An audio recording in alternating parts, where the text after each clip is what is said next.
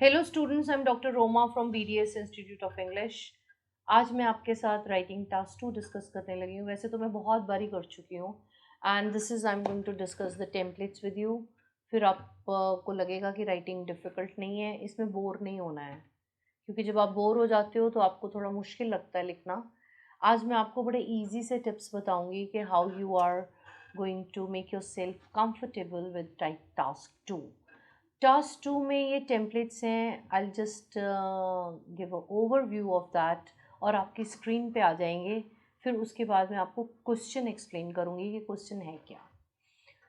Templates basically इसका मतलब होता है कि give you a good start, कि बच्चा जैसे पेंसिल पकड़ के बैठा रहता है, सोचता है कि मैं क्या लिखूं, कि इसको स्टार्ट कैसे करूं।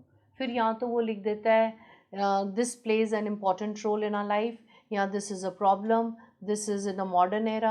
ये कुछ एक उसकी सेट लाइंस हैं जिसमें वो आगे डेवलप नहीं कर पाता, और जब उसकी आगे डेवलपमेंट नहीं होती तो उसकी राइटिंग इन बिटवीन आके रुक जाती है।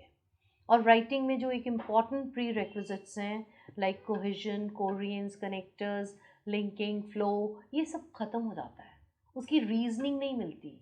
राइटिंग को 4 पार्ट्स में क्लियरली डिफाइन कर दो, और आपको जो मैं टेम्पलेट्स दे रही हूँ ये डिफाइन करके ही चलते हैं।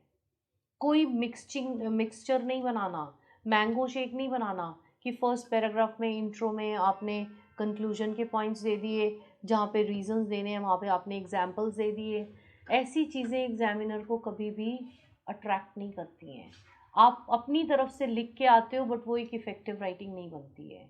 To make it an effective writing, see, have a look at the screen, look at the templates first. See, I have divided the templates into 4 parts. Introduction में मैंने आपको 2 ऑप्शन दे दिए हैं, आप ध्यान से पढ़ना और दोनों में से कोई एक जो इजी लगती है वो पिक कर लेना। सेकंड बॉडी पैराग्राफ 1 रीजनिंग देने हैं, 2 में कैरी फॉरवर्ड करना है, लास्ट में कंक्लूजन देनी है। एग्जाम्पल अगर उसने पूछा है तो देना, नहीं तो कोई ज़रूरत नहीं है, हमारे पास वैसे ही बहुत वर्ड्स हैं। Is it clear? इतना आपको समझ में आना चाहिए। अब जितने भी ब्लैंक्स आपको टेम्पलेट में नज़र आते हैं उसमें या तो क्वेश्चन इंट्रो में फिट किया है मैंने, या जहाँ पे दैट है, दैट लगा हुआ है BP1 में, उसमें मैंने रीजंस डाल दिए। रीज़न आपके अपने भी होंगे, आप रीजंस अपने डालो और वो आपका एक कंप्लीट ऐसे बनेगा। फिर वो जो आप मेरे को कभी कभी सोचते हो ना कि नहीं ये तो क्रैमिंग हो जाएगी, क्रैमिंग कैसे होगी? रीज़न तो हर एक के अपने अपने हैं, आपने उसको अपने वर्ड्स में एक्सप्लेन करना है, सिर्फ आपने जस्ट फॉर अ हेल्प ये चीज़ को यूज़ करना है। Now have a look at the screen please. The question है, ये बड़ा रिपीटेड सा क्वेश्चन है। It is a global threat that the natural resources like water is depleting. Depleting होता है कम होना। Give reasons enough in solutions to support your answer. इसका मतलब उसने ना अग्री पूछा ना डिसअग्री पूछा। अगर आप येस करते हो तो इसका मतलब अग्री है। यस, वाटर शॉर्टेज तो है, डिप्लीटिंग है। अब इसमें जो सबसे पहले आपके माइंड में आना चाहिए कि रीजंस क्या हैं, what are the reasons.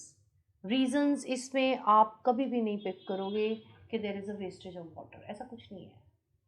Water की वेस्टेज कोई नहीं कर रहा, it is due to heavy population, the resources are depleting. चलो एनीवेज वो मैं पार्ट 1 में आपको एक्सप्लेन करती हूँ। सबसे पहले आप इंट्रो देखो। ये इंट्रो में जितने डार्क वर्ड्स लिखे हुए हैं, आपको बोल्ड वर्ड्स नज़र आ रहे हैं, ये कुछ नहीं है, ये टेम्पलेट्स हैं।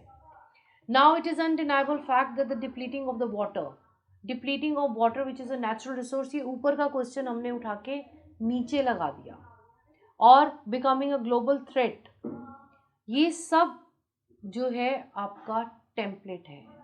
उसके आगे ये हमने अपने वर्ड्स लगा दिए, which is made a problem worse, natural resources are the biggest gift of nature which provides humans. ये सब हमारे अपने वर्ड्स हैं। आप नेचुरल रिसोर्स को अपने वर्ड्स में लेके जा रहे हो ना। ऊपर से क्वेश्चन लगाया, फिर उसको नीचे एक्सप्लेन कर दिया, सपोर्ट कर दिया और आंसर को इलाबोरेट कर दिया। फर्स्ट पार्ट हमने क्या किया, उसके रीजंस दिए। अब आप लिखते हो देर आर मायरेड ऑफ रीजंस, मैंने लिख दिया देर आर, आप लिखते हो देर आर मेनी रीजंस, मैंने आपको दे दिया there are myriad of reasons.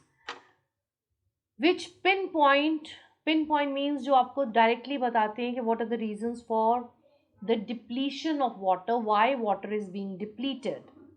Now it is not being available to the people at a large extent, the first and the foremost is that के आगे over population, that के आगे हमने लिख दिया over population which has created imbalance in the available resources.